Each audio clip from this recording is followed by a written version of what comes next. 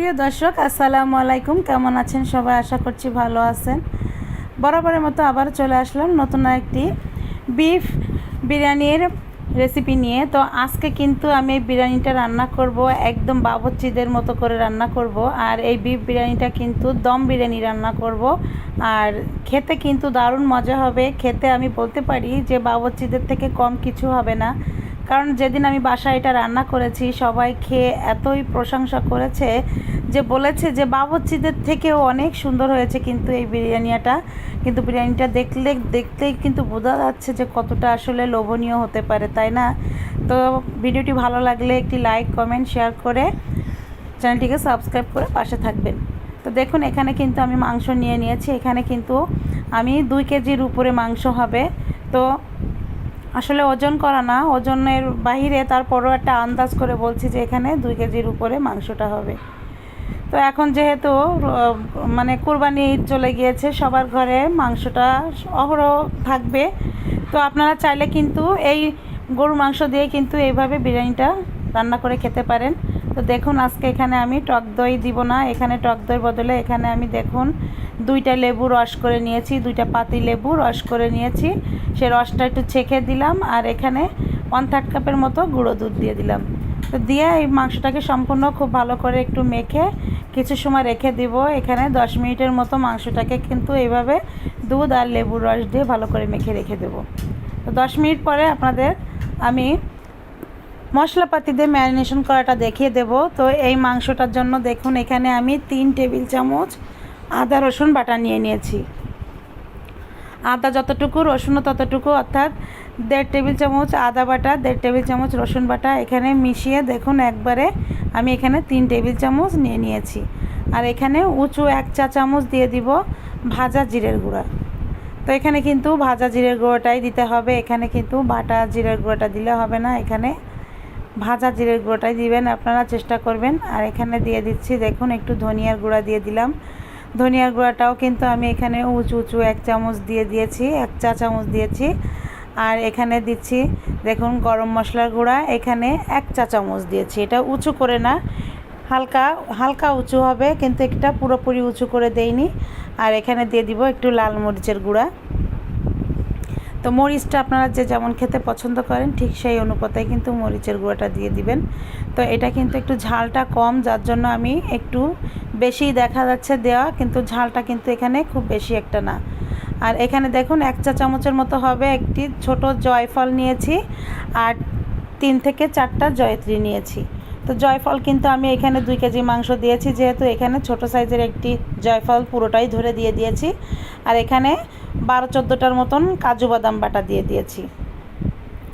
তো এখানে যে মাংসর পরিমাণটা আমি নিয়েছি 2 কেজির একটু বেশি হবে, তো এই জন্য আমি যতটুকু মশলা দিচ্ছি এই মশলার পরিমাণটা ঠিক আছে।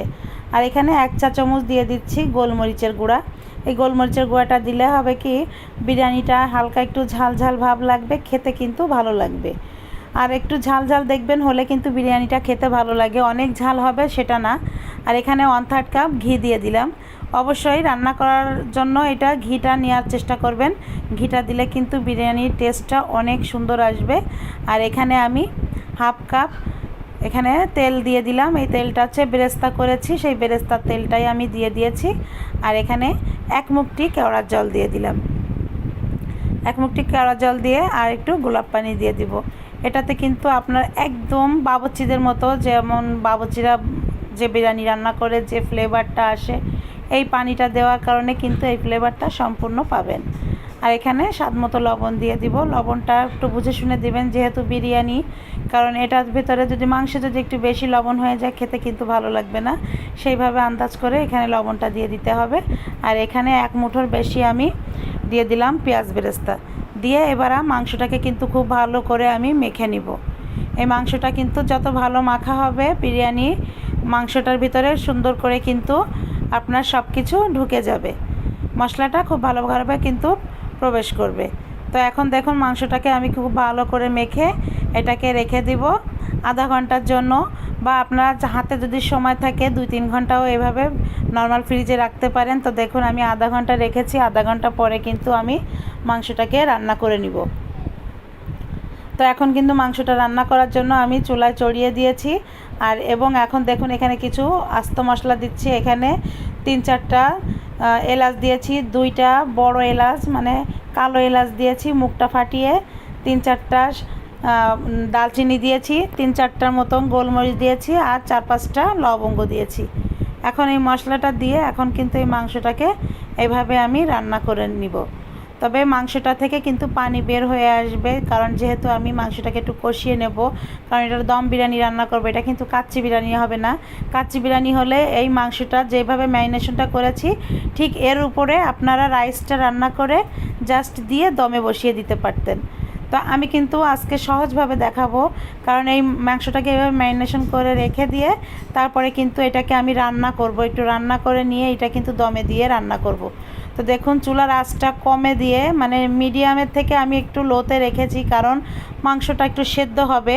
এই সেদ্ধ হওয়ার জন্যই কিন্তু আমি এইভাবে মিডিয়ামের থেকে লোতে রেখেছি। যখন মাংসে জাল উঠে গিয়েছে, জালটা উঠে যাওয়ার পরে কিন্তু আমি জালটা একদম মিডিয়ামের থেকে একটু লোতে রেখেছি। আর এইভাবেই কিন্তু মাংসটা আমি প্রায় 40 মিনিট ধরে রান্না করে নিয়েছি।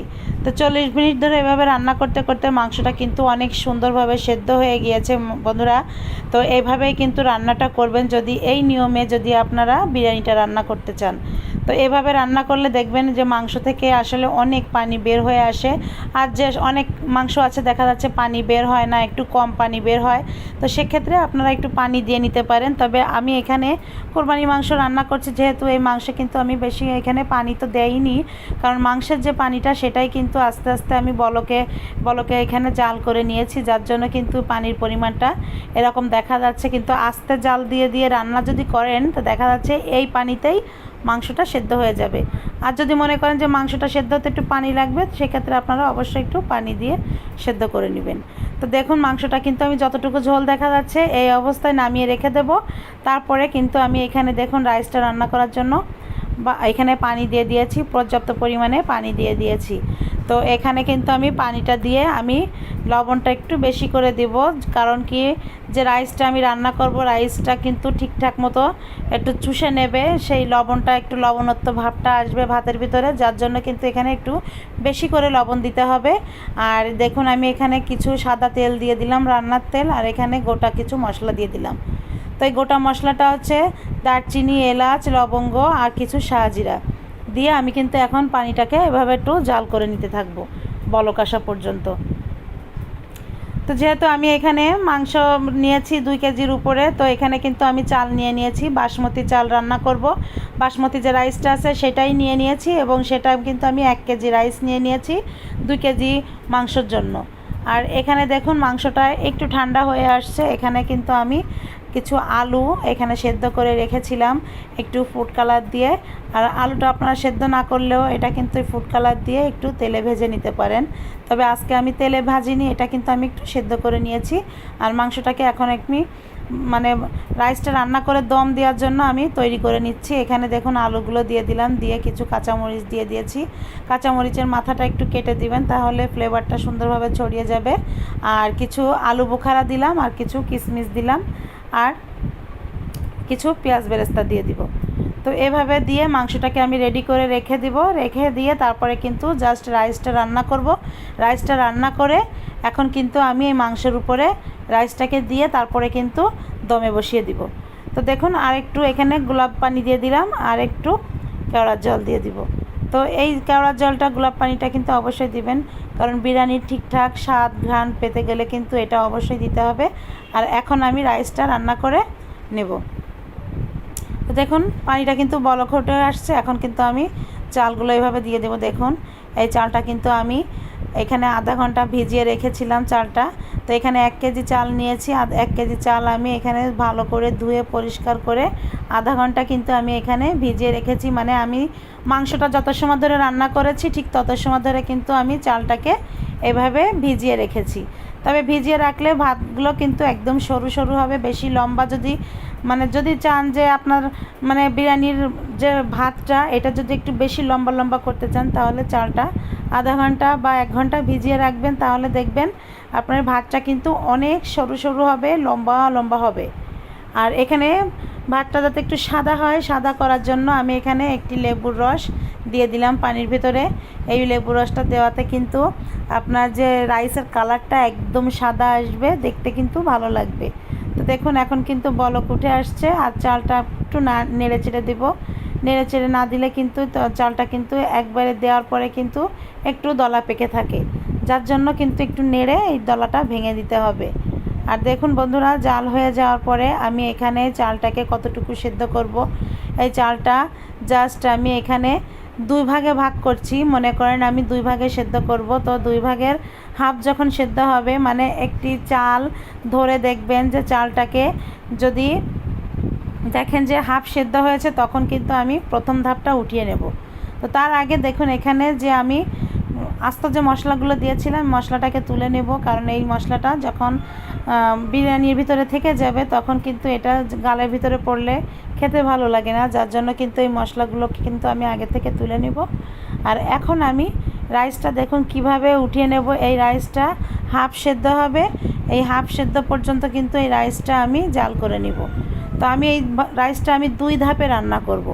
তো 2 ধাপে রান্না করতে গেলে এখানে প্রথম ধাপটা আমি যতটুকু রাইস নিব ততটুকু রাইস কিন্তু অর্ধেকটা সেদ্ধ হবে, ততটুকুভাবে সেদ্ধ হলে আমি কিন্তু রাইসটাকে উঠিয়ে মাংসের উপরে কিছুটা দিয়ে দিব। তো দেখুন এই রাইসটা কিন্তু অর্ধেকটা সেদ্ধ হয়ে গিয়েছে, আর এখন কিন্তু আমি ডিরেক্ট পানি থেকে তুলে এখানে দেখুন দিয়ে দিচ্ছি মাংসের উপরে।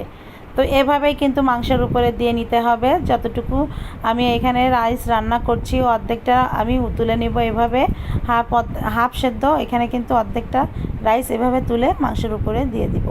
আর এভাবেই দিতে হবে, কারণ তাহলে ভাতগুলো আপনার দেখবেন এতটাই ঝরঝরে হবে।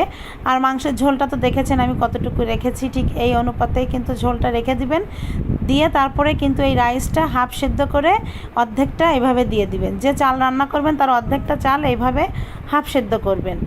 আর বাকি চালটা দেখুন আমি দেখিয়ে দিচ্ছি, 3 ভাগ, এবার 3 ভাগের 2 ভাগ আমি সেদ্ধ করব চালটা। 2 ভাগের 3 ভাগের 2 ভাগ সেদ্ধ করে বাকি চালটা আমি উপরে দিয়ে দিব, কারণ এই 2 ভাগে যে সেদ্ধটা করে দিব এটাও দেখবেন খুবই সুন্দরভাবে দমে দেওয়ার পরে এটা সেদ্ধ হয়ে একদম ঝরঝরা ভাত হবে। আপনাদের নিশ্চয়ই আমি বুঝিয়ে দিতে পেরেছি। তবে এইভাবেই যা কেউ বলে যে 3 মিনিট জাল করতে হবে, 5 মিনিট জাল করতে হবে, 7 মিনিট জাল করতে হবে, এভাবে কখনোই করা আসলে বোঝা যায় না। অনেকে অনেক রকম বলে, কিন্তু এটা আসলে বুঝে ওঠা যায় না। কিন্তু এভাবে করে দেখেন, এইভাবে করলে কিন্তু আপনার রাইসটা একদম পারফেক্ট হবে, একদম আটা হওয়ার কোনো ভয় থাকবে না। দেখা যাচ্ছে দেখুন এখানে যে চালটা আসলে আস্তে আস্তে আছে, ফুটেনি, কিন্তু এভাবেই রাখলে কিন্তু এটা দমে দেওয়ার পরে ঠিক হয়ে যাবে। তো দেখুন আমি সম্পূর্ণ চালটা দেওয়ার পরে এখানে কিছু কিশমিশ দিয়ে দিলাম, কিছু পেঁয়াজ বেরেস্তা দিয়ে দিলাম ছড়িয়ে দেখার সৌন্দর্যের জন্য। আর এটা দিলে কিন্তু দেখতেও ভালো লাগবে, বিরিয়ানিটা দেখতেও সুন্দর হবে। আর এখানে দেখুন আমি 1 কাপ আমি এখানে দুধ গুলিয়ে নিয়েছি। এখানে পাউডারের যে দুধটা আছে সেটাই গুলিয়ে নিয়েছি হালকা গরম পানিতে। আর এখানে 3 থেকে 4 টেবিল চামচ ঘি দিয়ে দিয়েছি, দুধের সঙ্গে গুলিয়ে নিয়েছি। এবং দুধটাকে ভাতের ভিতরে এমনভাবে দিয়েছি যাতে ভাতটা ধুয়ে নিচে চলে যায় মাংসের উপরে। আর এখানে কালারের জন্য সামান্য একটু দেখুন ফুড কালার নিয়েছি, 2 কালার ফুড কালার দিয়ে এখন কিন্তু আমি ভাতটাকে এভাবে দমে দিয়ে দিব। তো এখন এখানে ফয়েল পেপার দিয়ে শুধু এইভাবে ভাতের উপরে দিয়ে বসিয়ে দিয়ে ঢাকনাটা দিয়ে এইভাবে চাপা দিয়ে রাখবেন, দিয়ে এবারে দমে বসিয়ে দেবেন। দেখবেন এত সুন্দরভাবে দম হয়ে যাবে, ভাতটা অনেক সুন্দরভাবে সহজভাবে হয়ে যাবে। আর আমি এই ভাতটা কিন্তু 5 মিনিট জাল করেছি চুলার উপরে একটা তাওয়া বসিয়ে দিয়ে। 5 মিনিট দমে জাল করার পরে তারপরে কিন্তু এটা মাঝারি থেকে একটু লোতে রেখে দিয়েছি জালটা আধা ঘন্টা। তো আধা ঘন্টা পরে আপনাদের দেখুন রাইসটা আমি দেখিয়ে দিচ্ছি, রাইসটা কিন্তু সুন্দর ফুটে গিয়েছে। আর এভাবে আমি ঢেকে রেখে দেব। আমি যখন মানে বিরিয়ানিটা যখন আমি পরিবেশন করব তখন আপনাদের দেখাবো যে দেখুন এটা কতটাই সুন্দর হয়েছে। তবে 5 মিনিট কিন্তু যখন দমে দিবেন 5 মিনিট দেওয়ার পরে তাওয়ার উপরে 5 মিনিট একটু হাই স্পিডে জাল করবেন, তারপরে কিন্তু মাঝারি থেকে লো আছে রাইসটাকে রেখে দিবেন জালে। তারপরে দেখবেন আধা ঘন্টা এইভাবে রেখে দেওয়ার পরে রাইসটা আপনার এতটাই সুন্দর হয়ে যাবে। আপনাদের তো দেখিয়ে দিলাম কতটা সুন্দর হয়েছে। আর দেখুন রাইসটা আসলে অনেক সুন্দর হয়েছে, কতটাই সুন্দর হয়েছে আপনারা দেখতেই পাচ্ছেন কতটা পারফেক্ট হয়েছে। আর রাইসগুলো অনেক ঝরঝরে হয়েছে অনেক। তো বন্ধুরা দেখুন বিরিয়ানিটা কিন্তু আমার আসলে রান্না করা হয়ে গিয়েছে, আর এই বিরিয়ানিটা আপনাদের আমি তুলেও দেখাচ্ছি যে কতটা পারফেক্ট হয়েছে। আর মাংসগুলো কি বলবো, মাংসগুলো তো আসলে অনেক সফট হয়েছে, এতটা সুন্দর সিদ্ধ হয়েছে তো বলার বাইরে। কি বলবো, এভাবে আপনারা যদি বাসায় একবার তৈরি করে খান তাহলে বুঝতে পারবেন। আর দেখুন একটা রাইসও কিন্তু আমার ভাঙিনি, এত সুন্দর হয়েছে রাইসটা। আর বিরিয়ানিটা আসলে দেখতে যতটা লোভনীয় হয়েছে, খেতে কিন্তু অসম্ভব মজা হয়েছে। যারা খেয়েছে তারা এতটাই প্রশংসা করেছে যে আসলে বিরিয়ানিটা অসম্ভব মজা লেগেছে খেতে বন্ধুরা। তো দেখতেই তো পাচ্ছেন কতটা সুন্দর লাগছে। আর এই মাংসটা কিন্তু আসলে অনেক সফট হয়েছে, অনেক সফট হয়েছে মাংসটা। তো এভাবে আপনারা বাসায় বিরিয়ানি রান্না করে খাবেন, দেখবেন পারফেক্ট বিরিয়ানি হবে। আর কখনো আপনারা রেস্টুরেন্টে যেয়ে বিরিয়ানি খেতে চাইবেন না, এটা এতটাই মজা। তো বন্ধুরা রেসিপিটি কেমন লাগলো অবশ্যই কমেন্ট করে জানাবেন। বেশি বেশি লাইক, কমেন্ট, শেয়ার এবং চ্যানেলটিকে সাবস্ক্রাইব করবেন। পাশে থাকা বেল আইকনটি ক্লিক করবেন যাতে আপনি আমার নতুন ভিডিও নোটিফিকেশন সবার আগে পেয়ে যান। আর বন্ধুরা যারা আমার ফেসবুক পেজটি এখনও ফলো করেননি তারা অবশ্যই ফেসবুক পেজটি ফলো করে দিবেন।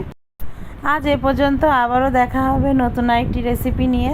তো সবাই এইভাবে রান্না করে খাওয়ার চেষ্টা করবেন। আর কে কে এভাবে রান্না করলেন অবশ্যই কমেন্ট করে জানাবেন। তো সবাই ভালো থাকবেন। এত সময় ভিডিওর সঙ্গে থাকার জন্য সবাইকে ধন্যবাদ। আল্লাহ হাফেজ।